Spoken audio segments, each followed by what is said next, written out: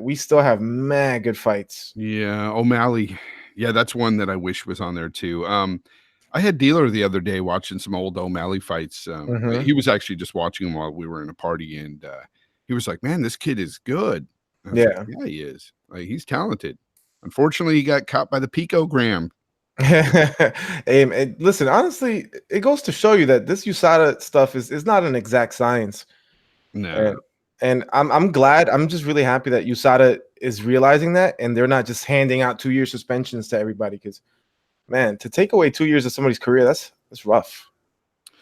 yeah, yeah. And when they're potentially innocent, By the way, man. we are live. Mm. So I want to welcome everybody to the Fight Culture Podcast. This is episode 13. This is the episode we are going to break down the mega card next week as we do our picks in a little while. Hell yeah. But yeah, you're right, man. But first, let's go ahead and talk about the card we just had over the weekend. This is ESPN. What was it? UFC on ESPN 3. Yeah. So let's talk about that. The Ngannou Dos Santos card. Yeah. So what do you want to start with here, Meds? Let's start with the old warhorse, Damian Maya. Okay. Just to get him out of the way, honestly, because I'm not too pleased with the guy right now. The human backpack. So exactly. That's basically what we saw in this fight. And it's basically what I thought was going to happen in this fight. Outside of a finish, I thought maybe he would finish it, but he didn't. He sort of John Fitched it. Yeah, I picked him to win. I don't think you did, sir. Who, Maya? Nah, I didn't pick him because yeah. Do you have the picks from last week there? You picked Rocco Martin to win, and you thought he would win it by decision, I believe, on the feet. You thought he would keep Maya off of him, and it didn't happen that way. So Maya still got that it factor when it comes to grabbing you and being able to take you down. Now, does he have it in terms of like finishing you? I don't know anymore. I don't know. What do you think about that? You think that guy can finish? Damian.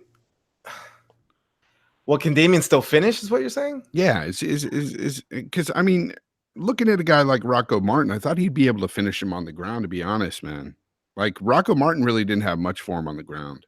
Like he'd be taken down and he'd hold him there a while. It's like it was bad. I mean, he survived at least. I think Rocco made a good showing of himself. Like obviously he lost the fight, but to say that he got like crushed, is wrong. Crushed, but he was taken down for sure. Held there for a little bit. So. But how many guys get taken down and that's the fight? You know what I mean? Like most guys don't go to another round once Damian Maya has them down there. So the fact that he was even able to do that, I liked it a lot. And quite honestly, Damian Maya didn't really do a lot in that fight. I think he landed 2 significant strikes the whole fight. That's what I'm saying. He didn't do much outside of just taking him down and holding him. He John Fitched it, bro. Yeah, he John Fitched it. And we hate those kinds of performances, don't we? Yeah. I did. I didn't like this fight. It wasn't great, even though I won. Like that part I did like, the fact that I picked the winner, but outside of that, it's like, man, nobody wants to see a fight like that. Yeah, and one of the judges actually gave Rocco Martin a 10-8 third round. Yeah. Simply because Maya didn't do anything that whole round. Yeah, I wouldn't have given him a 10-8.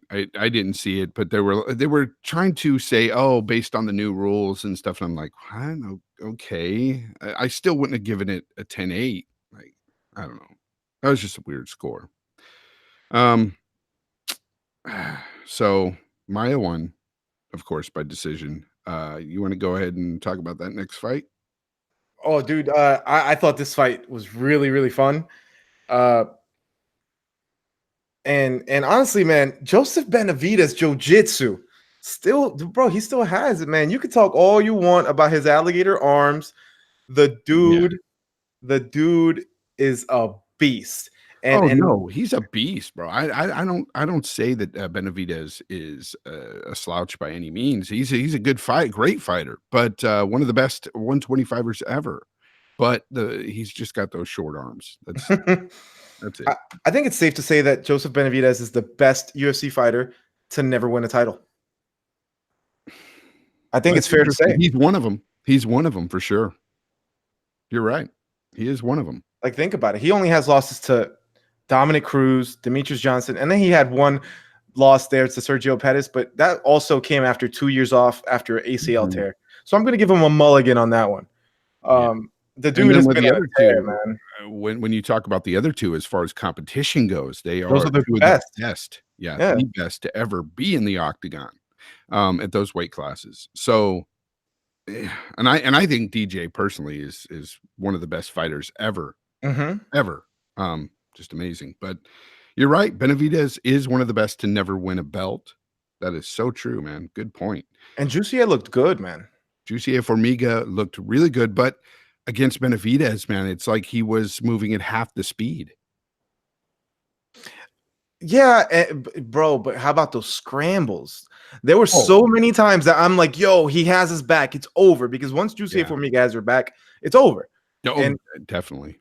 Joseph just, this is why I love flyweight. And this is why I need flyweight to stick around, because you don't see this kind of movement in the heavier weight classes, man.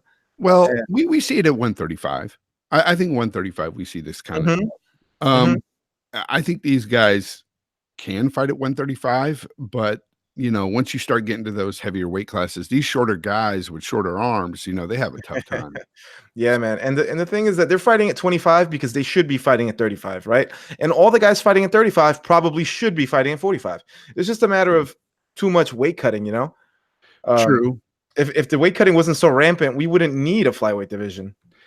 Yeah, I wish people would fight at their own weight because it would make things much better. I really think all the way around it would make things better for the fighters, for the fans, Mhm. for everybody. But Yeah. they always want that advantage. I want to be the bigger guy in there, Yeah, especially the grapplers. But yeah, it was a great fight though. Really good Mhm. I fight. agree. Yeah. So you had picked Joseph Benavidez as well. Of course, We of both course. had picked him, but I think you picked him to beat him, finish him. I'm not sure. I don't have it here, but I He think did you finish did. him. Yeah, but I think you did pick to finish him. I picked by Mhm. decision, so you got more of a W on that one than I did. Hey, the thing is, I only really picked that because Yeah, Joseph already finished him the first time. yeah. And also Joseph now with this KO or TKO, whatever Mhm. you want to call it, he actually has the most TKO KO victories in flyweight history. So by the stats, he's the heaviest handed, 25 or so. Um, it's a pretty good chance if you get in there with jiu-jitsu, you're gonna get KTFO'd. So, Mhm. but Jussier did really good. I thought he did a lot better than the first time around, because the first time around he had little to no striking technique, and he looked lost in there. This time he looked formidable. But man, Joe, that head kick, oh my god, it was savage, man. And the killer instinct to see that Formiga was hurt and to pounce for the kill, I loved it. I absolutely loved it. And Yeah. congrats to him. It's just now it's a matter of, are you even going to get a title shot? Does this division even exist really anymore? Henry Cejudo's not even going to fight for the rest of the year. Yeah, that sucks, right? Yeah, and this was the quote unquote number one contenders fight. So if they continue to do what they've been doing, are you going to tell me that they're going to cut Jussier Formiga? Because they've been cutting all the guys who lose. And it sucks to go into a fight with a number one ranking, because he was the number one guy. He goes into this fight with a number one ranking, and he's potentially going to be gone from the UFC after this. It's crazy. It's Why crazy. why can't Cejudo fight again this year? I mean, He it's just he only just got shoulder surgery. Oh, that's right. Yeah. God. He Damn he it. apparently tore his shoulder in the Moraes fight. Yeah. So yeah, he's gonna be Um, out for at least the rest of the year. yeah. Yeah, okay, that makes sense. I wonder if he's gonna get stripped, with the UFC lately, bro. They're like, "You ain't fighting for 6 months. We don't care what the problem is. You're getting that belt taken away." I think the more likely option is interim titles. I hate that. I know. Hate that. But, they gotta do what they gotta do to try to stir up, views and stuff. Oh, Yeah. this is for a title, folks. Uh-huh. We're just not telling you this is a fake title. I wouldn't be surprised if they have Aljamain Sterling fight Piotr Jan for the interim belt. I wouldn't be surprised at bantamweight, that is, of course. Yeah, I can't wait to see Sterling versus Cejudo. You think that's the fight? You think they're going to pick him? I think that would be cool. I think I that would would be hope a so. really good fight, man. And in that fight, I that's tough because Sterling looked amazing in his last fight. He had them knees on point, man. Like I could see Cejudo going in for a double leg and getting kneed in the face. And dude, that's a good fight. Think about that, man. I honestly, I'm picking. I mean, I'm a homer. I'm picking with my heart here. I love Aljamain Sterling, man. Love him, love Yeah. him, love him. I don't think I would pick against Cejudo, but I feel you. I know what you mean. He's so long. Like in terms of size, he's gonna dwarf Cejudo in there. Yeah.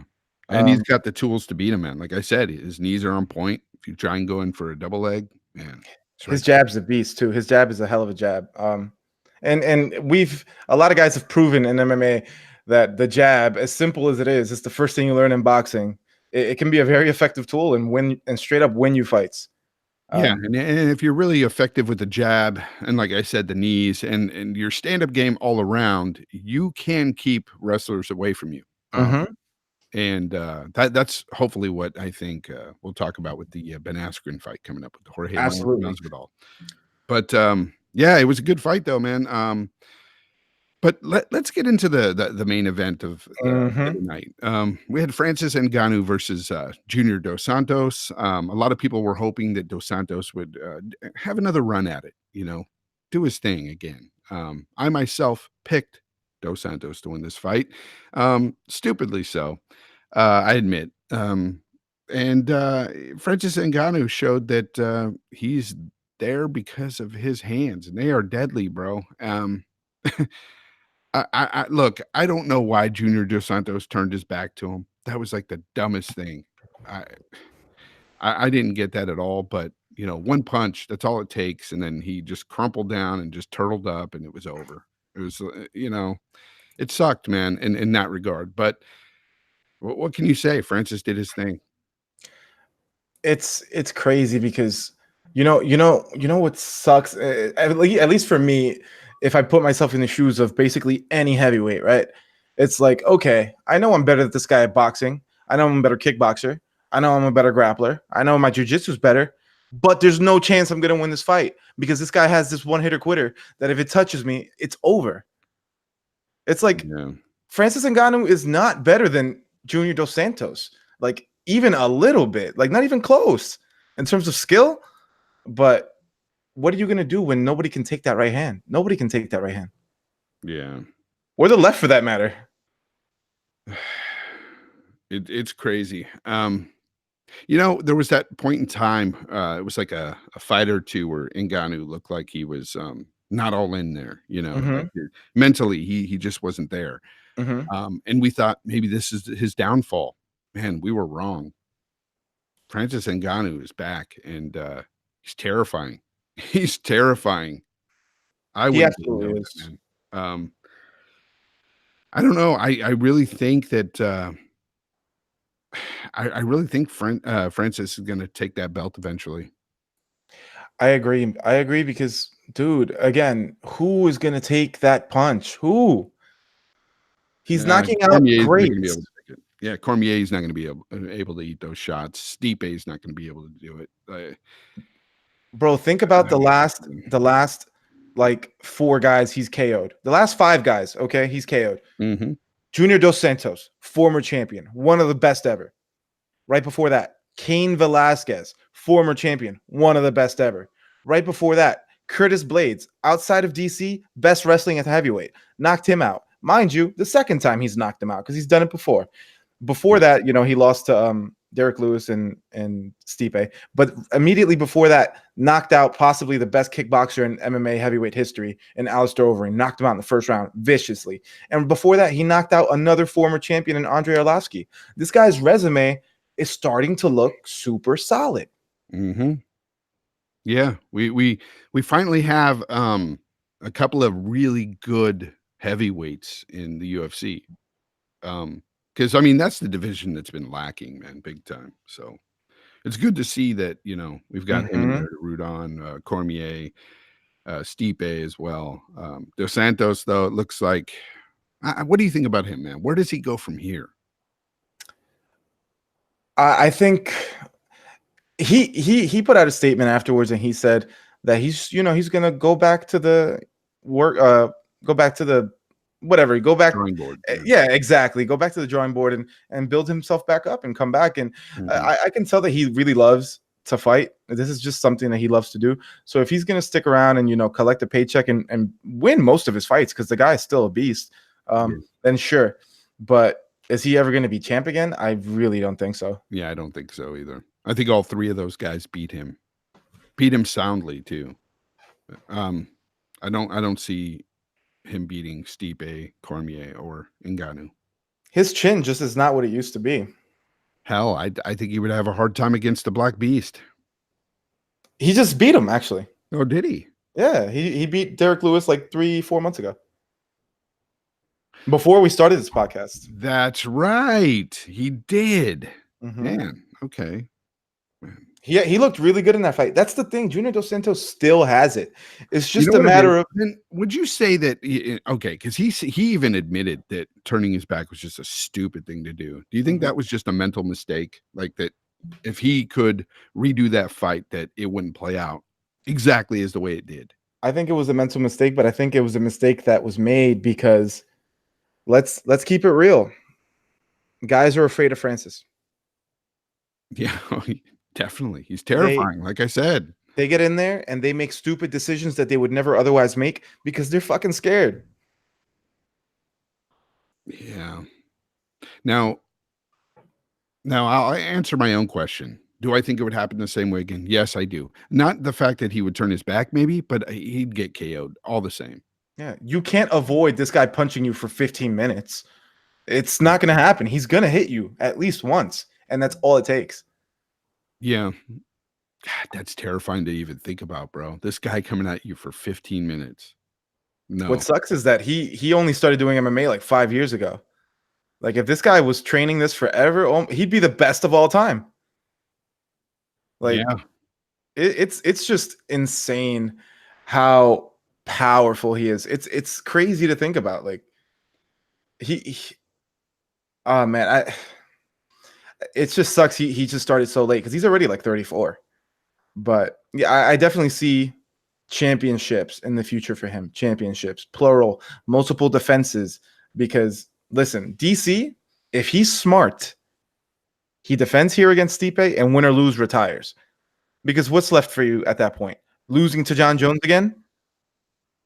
Or getting slept by Francis Ngannou? Come on, man. Yeah, I just looked at a highlight real quick of the Derek Lewis fight in Dos Santos. Yeah, I remember that. Derek Lewis looked terrible in that fight. He did. Yeah, he did. Like something wasn't right with Derek. I don't know. Derek Lewis has a chronically injured back. Yeah, But sometimes he he continues looks to good. fight. Yeah, sometimes he looks really good. Other times he looks like that. Yeah, it comes and goes kind of. It's odd. Yeah. I feel like he goes into a fight thinking, "Oh, my back's fine, my back's fine," and then he does like a certain movement, and it's my back went out, it's over. I like the guy. I like his personality, but I don't think he's a great fighter. You know what I'm saying? Like all around, he's kind of just. I mean, Quite frankly, he's Yeah. terrible. Yeah, he's just basically a stand-up fighter, right? And if he's not feeling good that day, then he's going to be terrible in there at every, it doesn't matter if it's stand-up or not. The guy's going to be terrible, and that's what it looked like in that fight. Do you know what Derek Lewis said in the past? Derek Lewis is quoted as to saying that literally during his training camps, he'd train like a half hour every day. Yeah. That's insane. That's not even half of a jiu-jitsu class. Whenever I did jiu-jitsu, it would be 90 minutes minimum. Yeah. 30 minutes for a pro fighter? Like this guy doesn't take it seriously, and that's why he's never going to be champion. But yeah, that makes sense. But it is what it is. That's what I'm saying. It's slim pickings in the heavyweight division. That's why I said it's the weakest division that we have. and it's nice to see Ngannou's come into his own, and he's terrifying. And anybody who's up against him, good luck to you, but you're gonna die in there. You're gonna, yeah. You know what? After this, current little championship scenario plays itself out, the Stipe DC thing, I just don't see anybody getting in Francis's way. The MMA heavyweight world belongs to Francis Ngannou, man, and I don't know anybody who's gonna come and rip it away from him. Yeah. Yeah, he did. Yeah, I like I said, Cormier is a very smart fighter. Cormier is one of the best. Okay, I've seen him beat a lot of big guys. Yeah, but I'm just saying, when you look at Francis Ngannou, I think that a couple of punches from him, and I think it's lights out for Cormier. Yeah, I was talking to this with my boss at work today too. Like I consider John Jones to be the best ass kicking machine ever created. Like I think he's the baddest man on the planet, the baddest. But I think even he loses to Francis. I just don't see how it happens. I just don't see. Yeah, I don't want to get into that kind of talk because we're talking like a huge weight difference there. It's crazy. Yeah, but Jones, supposedly heavyweight might be in his future. Yeah. He might want to rethink that with Francis around. He might want to think that with those little chicken legs of his too. I don't think that's going to work out too well for him. Yeah, because Francis threw some leg kicks in that fight against Dos Santos. Yeah. And they looked hard. Oh, so did Dos Santos. I have to give Dos Santos props, man. A couple of those leg kicks were brutal, and they brought him down to his knees at one point. He dropped him. Yeah. That was great. And I thought that's where I was thinking, oh, Dos Santos, you're playing it smart, brother. Chopping him down.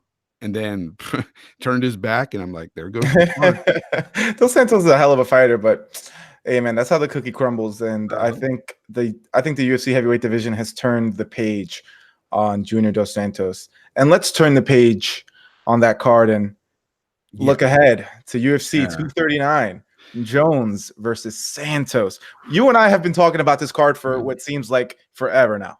Forever. This card is one of the best cards we've had in a long time, years. It's been a while. We've got, think about these names, dude. John Jones, Amanda Nunes, Holly Holmes, Jorge Masvidal, Ben Askren, Luke Rockhold. You better say that man's name. Francis Ngannou. Not Francis Ngannou. What am I talking about? I'm looking at the card here. This is where they took him off. It was canceled. But anyway, well, look at the prelims. Claudia Gadelha is in the prelims. Yeah, why is she in the prelims? I think it's because she's on a bit of a skid. And not only that, if you look at this card, it really is stacked. Like I wouldn't take off one of these. I wouldn't even take off the Michael Chiesa Diego Sanchez card for hers. Like, now we're gonna pick that fight too. Yeah, we are. We're gonna pick all the fights here today, guys, because we are actually interested in every one of these fights. Not that we're not interested in all the other fights. We love every fight we watch, right? We don't love the fight itself, but we love to watch the fights. So, we watch them all anyway. But sometimes it's just some of these fights just aren't worth picking. Yeah, but or really discussing. Yeah, I definitely we watch literally every fight. Yeah. But are we gonna spend time talking about literally every fight? There's not enough hours in the day to do that. But you want to pick the prelims too? Well, because sometimes we're watching some of these fights and they call out a fighter and we're like, who the fuck is that guy? So and we don't want you guys to be like that at home when we're talking about these fights. So that's why we don't pick some of this stuff. Yeah. But as far as these fights, let's start at the bottom end. Let's start at Diego Sanchez versus Michael Chiesa. Okay. Or did you want to pick that Gadelha fight? I want to pick two of these prelim fights. Okay, go ahead. You announce the first one being Claudia Gadelha versus Randa Marcos. Okay. I think this is interesting just because, it's Claudia Gadelha. Claudia Gadelha is a beast, but this is a very interesting fight just because of the place that Claudia Gadelha is right now in the division. Because Claudia Gadelha, if you didn't know, I know you know, but for the fans listening, Claudia Gadelha was the chosen one. She came into the UFC and she was supposed to be the strawweight queen. And she arguably beat Joanna in a very close decision, which she lost. And then in a rematch, she got soundly defeated and was clearly, slated as the number 2 girl. But then what happens? she loses to the current champion, Jessica Andrade, in a bloody war. Like she got killed. Like, and it was bloody. I get squeamish when I see women get so badly beaten, in MMA. But yeah, it was terrible. She got badly beaten, and then she lost to that girl, the Amanda Nunes' girlfriend, Nina Ansaroff. She lost to Nina Ansaroff the other day. Nina Ansaroff fought in she fought, what was that other girl's name? Damn it, I'm losing it today. Tatiana Suarez, and what basically was a number 1 contenders match because Nina Ansaroff was ranked 4th. How the hell did she get that number 4 ranking? By beating Gadelia, because Ansaroff wasn't on anybody's radar. But yeah, Gadelia, I would have never picked her to lose to Nina Ansaroff. And dude, I'm hearing she's been jumping from gym to gym to gym. Like, I'm talking like she's made like 6 camp changes in the last couple of years. And that can't be good. I don't know where her mental's at, and I need to know, which is why I need to watch this fight. That being said, and I'm not going to, I just talked so much about Claudia. I'm not even going to waste any more of our time speaking about Randa Marcos, but she's a formidable opponent for sure. Picking Claudia Gadelha here by 2nd round sub. Rights the ship. I don't know if she's ever going to climb back into contention, but she's going to get her head above water here. Yeah, I'm going to go ahead and pick her as well, but I'm going to go with TKO. Randa Marcos just really has never done it for me. Her last fight, she went against Angela Hill. Before that, I mean, she's had losses to like Alexa Grasso, Ansaroff. Again, she lost to her. I really look. I'm going with Gadelha. I think she's a much better fighter all the way around.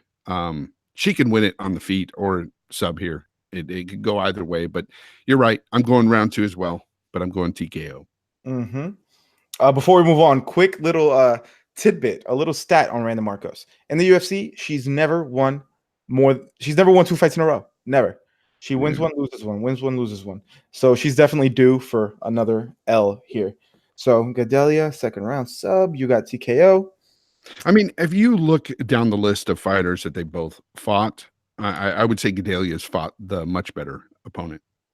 Yeah, absolutely, and has beaten a lot of them. Yeah.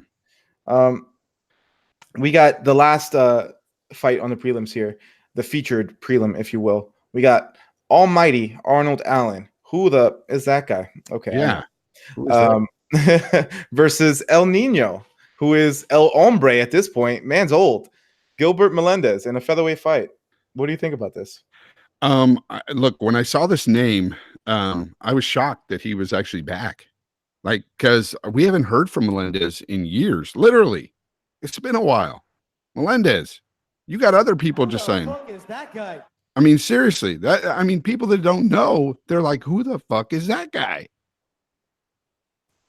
But if you don't know, Melendez was a beast fighter at one time, fighting in, I believe, Strike Force. He was really good in Strike Force. He was the champ. I remember he had a war against Josh Thompson, I believe.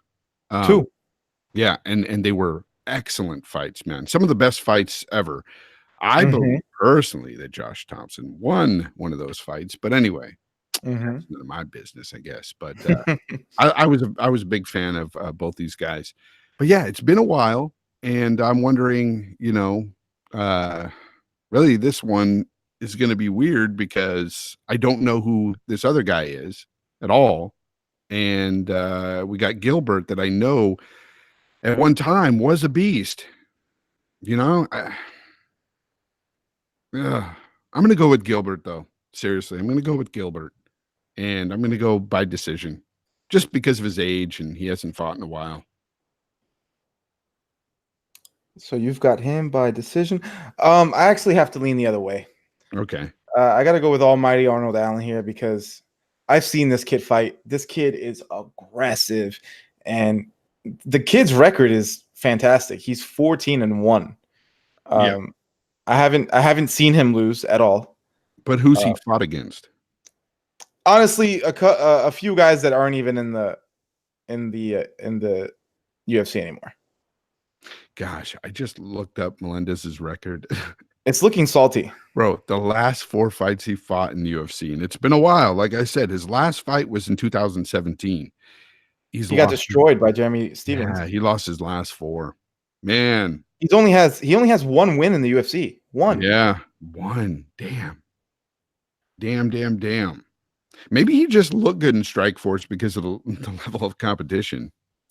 I'm not gonna go that far. Yeah. What I'm gonna say is USADA. Yeah. Yeah, because when he first came into the UFC, he got suspended for steroids, and he was suspended for 2 years. And ever since he came back from that suspension, and USADA's been implemented, he hasn't looked the same. So that's what I'm gonna blame, honestly. Don't get me wrong. I mean, his last 4 fights were against good opponents, but still, he changed weight classes too. This is featherweight. Yeah, I'm gonna stick with it though. I'm gonna stick with the decision win with Gilbert. Whatever happens, I just hope he doesn't get destroyed the way he did against Jeremy Stevens, because Jeremy Stevens, that fight right there, it got me really upset because Gilbert Melendez's corner should have thrown in the towel. They should have. And they allowed him to go out there and get the crap kicked out of him. And it was really tough to watch. And I do not want to see that happen again. Yeah. But, yeah. And this kid, I'm looking at his fights. Yeah, he's 14-1. But again, he hasn't fought against anyone. Like nobody that anybody would really recognize. So he's fresh, but that doesn't mean he's going to be terrible at all. It just means that he's fighting a name that some people may know. But it has been, to be honest. Yeah. I'm really questioning my decision, but you know what? I'm going to stick with it though. I'm going to say Gilbert by decision. You're going Allen by. I'm going by decision as well, but for Allen. Okay.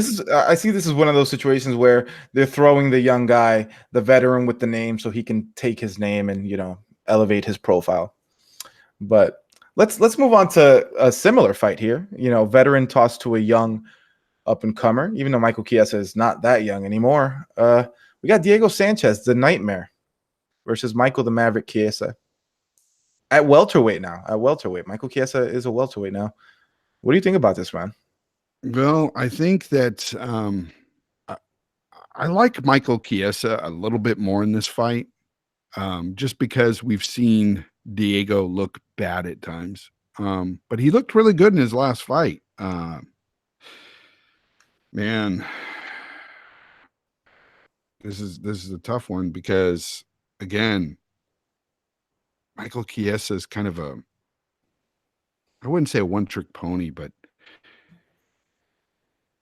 he's good on his feet. He's good on his feet, but he's better on his, on the ground. I mean, Diego, he beat who was it? I think it was Gall, right? Yeah, he beat Gall recently. Yeah, but it's Mickey Gall. He looked good though, man. Yeah, he did, but it's against Mickey Gall. I'm going to go with Michael Chiesa, and I'm going to go with submission. Matter of fact, I'm going to go with this bread and butter, that choke, and I'm going to go round 1. Wow. So check this out. I have this written down right here. I take Chiesa by first round RNC. That's what I wrote down. Yeah, that's what I'm saying too. Yeah. I mean, it's the smart choice, I think. Yeah. Chiesa takes your back, man. You're not getting out of there. He's an enormous guy. His wrestling is super good. And Diego Sanchez is 98 years old. 98, yeah. Like dog years, yeah. How much longer is Diego Sanchez going to keep doing this? He's literally from the Ultimate Fighter 1. Well, all of these other guys are long retired. As you've said, though, I mean, he did win his last fight. It was against Mickey Gall, but he won, and he won great. I mean, it was a TKO. So the guy he won before that too. Yeah, so he's on a 2-fight winning streak. So there you go. I mean, that's why he's doing it. He's really in that mental state where his confidence is high. He's thinking, I could do this still, and he's going to come in there and get rear naked choked. He actually just left Jackson's as well. Oh, that's not good. And if anybody, is a longtime fan of the sport, that Diego Sanchez is basically the Jackson's mascot. He's been there forever. Yeah. And he recently left them saying that basically he wasn't getting the attention and respect that he felt he deserved there, that they were treating him like some random amateur off the street when he's, Diego fucking Sanchez. So, he's out of there, and I don't know how that's going to benefit him. But either way, we both got him losing. And Chiesa, I really like Chiesa at welterweight. I think he's got a future. All right, so let's go ahead and talk about Jan Blachowicz.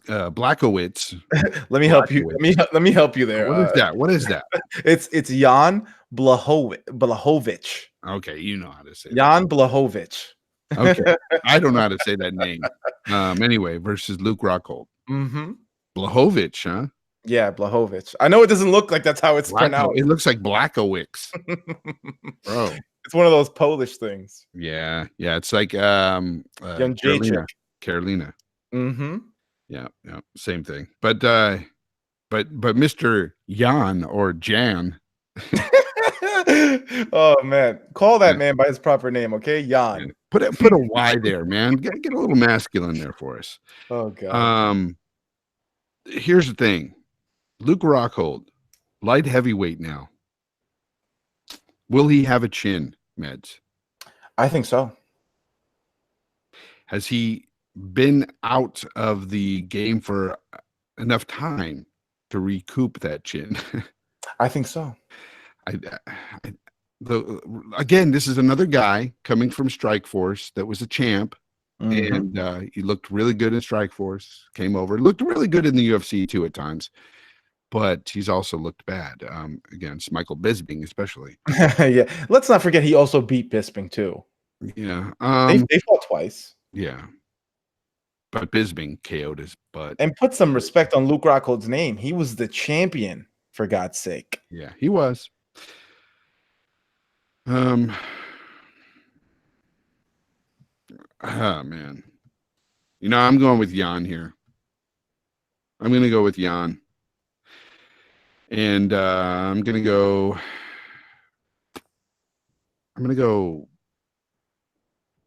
third round. No, I'm going to go decision. F that. Dude, what's funny is that I'm laughing while you're saying that because I wrote down Jan by third round TKO. Yeah. And I saw you were about to say it. Then I'm going decision. Yeah, I'm gonna go decision, Jan.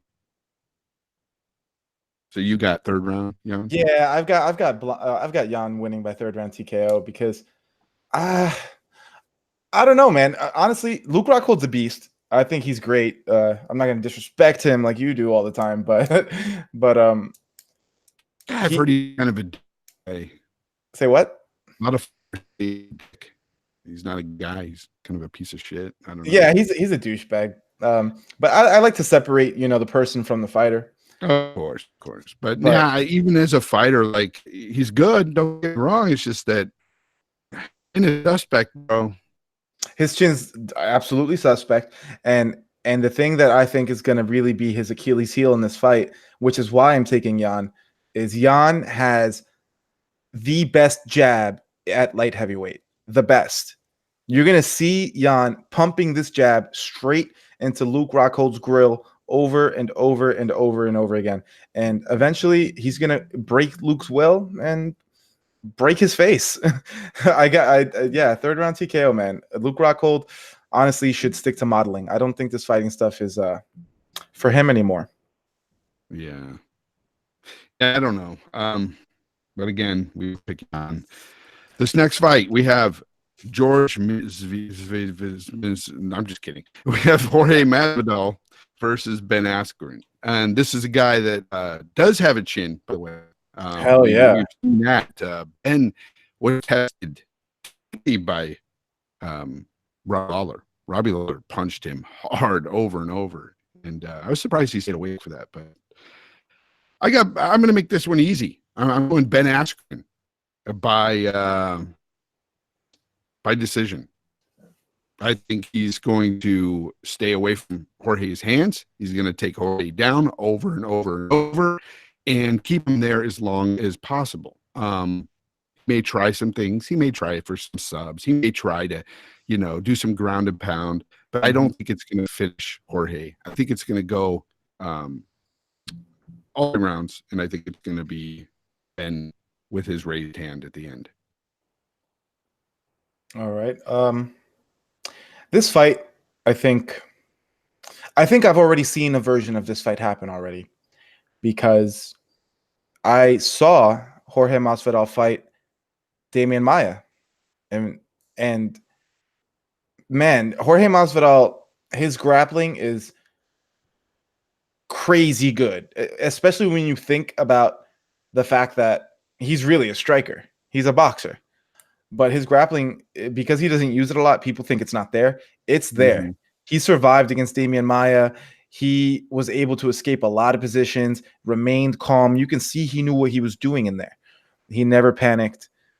So I expect him to look formidable against Askren. I expect him to surprise Askren a little bit here and there. But ultimately, I see this fight playing out a lot like the Maia one, where Askren wins just because of control. Can't lose a fight if you don't get punched in the face. So he's just gonna keep stay on him like glue, like white on rice, and that actually makes me. I'm gonna pick him by decision as well. But before we move on to the next fight, I really want to say that I hate the fact that Damian Maia is ranked so low, because Ben Askren versus Damian Maia to me is a dream matchup. A dream matchup. I would love to see them go at it, because the best wrestler at welterweight ever versus the best jiu-jitsu guy at welterweight ever, man, what I know it might not be the most exciting fight for Dana White to watch, but I would love to see it. We've seen Ben Askren take down black belts before and hold them there. Pretty much, not get submitted. He's very smart. He's very aware of the submissions and stuff. I've seen him not get put into that situation, get out of situations. So I'm not worried about Jorge Masvidal's being on his back. I think Masvidal better worry about being on his back, period. Because when Ben does get you down there, it sucks.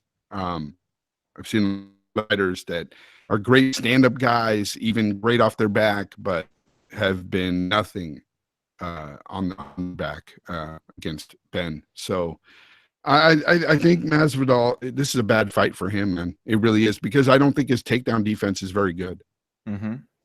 His only chance is to spark Ben out early. Kind of do what Robbie Lawler did to him, but actually finish it. Yeah, and that's the thing.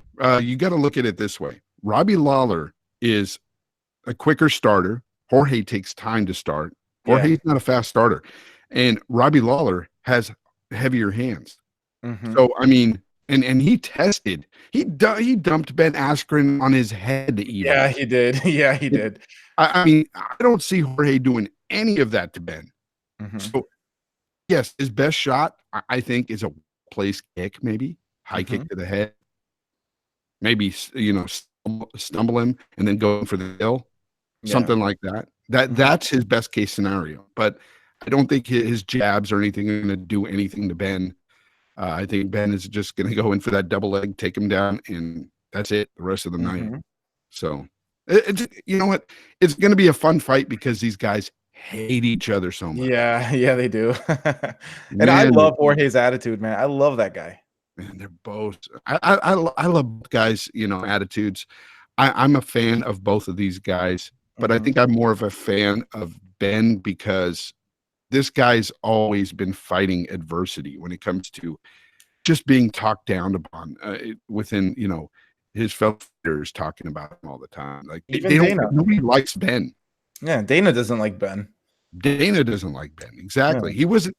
I mean, honestly, I'm so surprised he's even in the UFC because right. Said for years, no, Ben's not coming. You had Joe Rogan telling Dana, hey, bring Ben over. He's like, no. Rogan begged him. But so Dana's gonna Dana, but he's here now. It's a shame we didn't get him earlier. But I definitely I'm rooting for him to win this fight. And then I'm rooting for Robbie Lawler to defeat Colby because they're going to fight, by the way. Colby's fighting Robbie Lawler in Newark, New Jersey, and yours truly will be there, cage side. Look out for me. Nice. So I'm hoping Ben wins here. I'm hoping then Robbie beats Covington because that opens the path straight from Ben to Usman. And we all want to see what's going to happen between Ben and Marty from Nebraska. Yeah. Yeah. That'd be fun. That's the fight. Yeah. Another couple of, another bad beef there, right? Mm-hmm. Yeah. I love the way he just calls him Marty all the time. Yeah. And that's his name. His name really is Marty. Yeah. But I think it's just something that he tries to get under his skin with. I don't know. It's fun. Yeah. You can YouTube videos of Marty Usman wrestling. Like it's a real thing. Ben is a good trash talker, but he's not quite the caliber of say even Conor McGregor. He's not as good as Conor. He's not as good as he thinks he is though. I get that vibe from him that he thinks he's like the best trash talker. Oh, he thinks he's the wittiest. Yeah, and I love it. Yeah, Simon was much better. Chael was much better, but Ben, he's decent. He's decent. Makes me laugh. All right, Holly Holm versus Amanda Nunes. Who you got? I don't even know. You go first. You go first. Amanda Nunes. I'm saying that she gets this by second round TKO. Okay, this is gonna be stupid. Okay, I realize I'm going out on a limb, but I'm going to take Holly Holm by decision. I thank you for taking that. Why? So you can win? No, because I know I took a fight earlier that I'm sort of not happy with. Oh, right, Gilbert, right? Yeah. But hey, you know what? Holly, she might be able to do it, Mads. I think you're picking a really smart pick here. Honestly, I think Amanda Nunes is going to start her, bro. I think she's going to feel it in the first round. She's going to pressure her right away. They're both, good stand-up fighters, but I think Nunes has got better hands, way better hands than Holly. Holly's got those kicks for sure, but I think Amanda's going to rush her like she did Cyborg. Yeah. And if she does that, I mean, she could possibly finish it in the first, but I'm going to go second.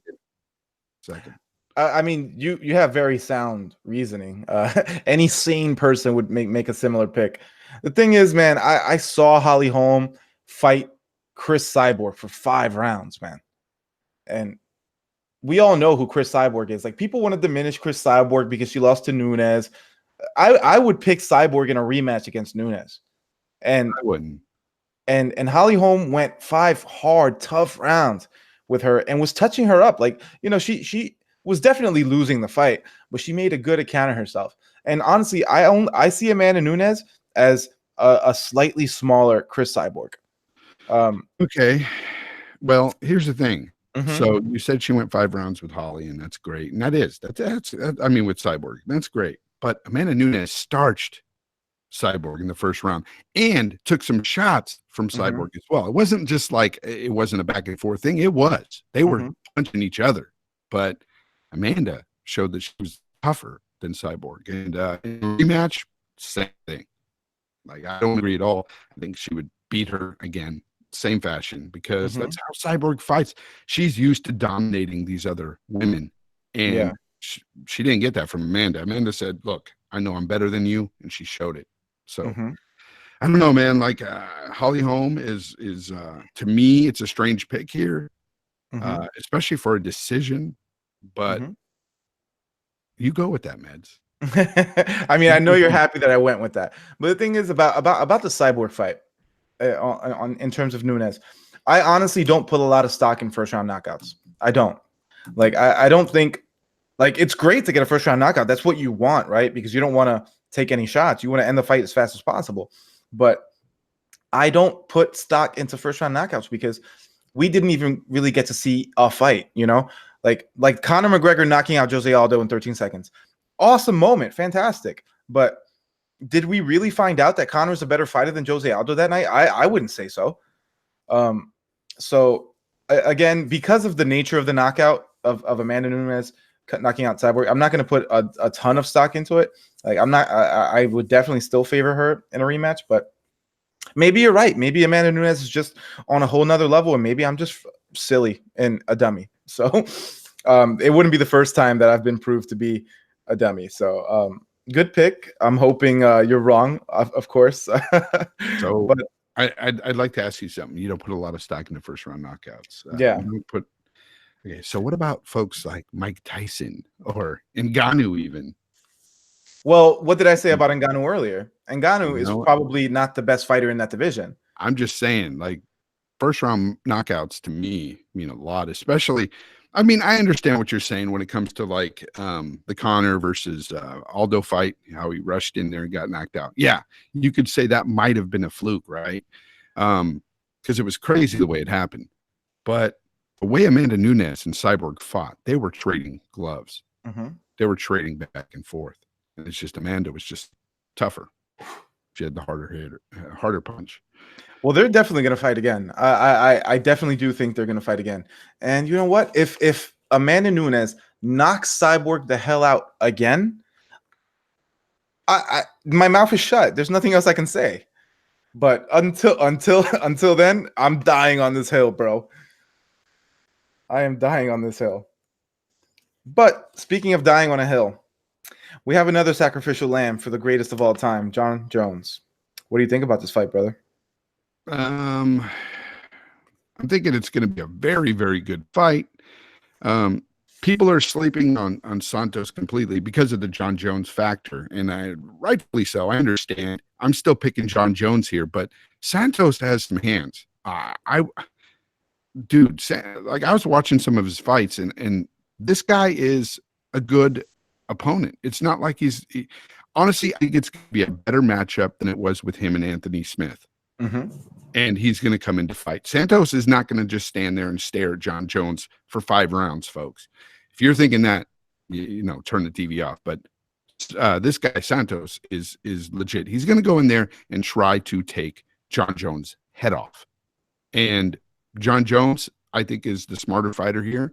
Mm-hmm. I think he's the lengthier fighter. I think he's got that reach, and he's going to keep Santos away. And I think he's going to beat him. I think he's going to end up.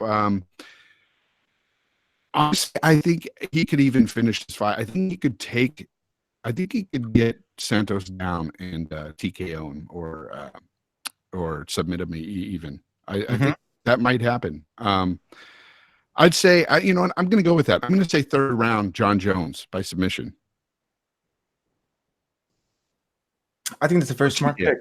I think that's a very smart pick. Let me jot that down. You got Jones, 3rd round. Sub.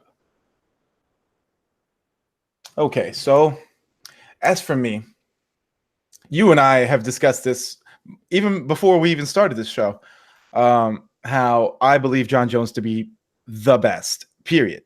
Full stop. No ifs, ands, or buts. John Jones is the best man to ever set foot inside that cage. Thiago Santos is a really good fighter.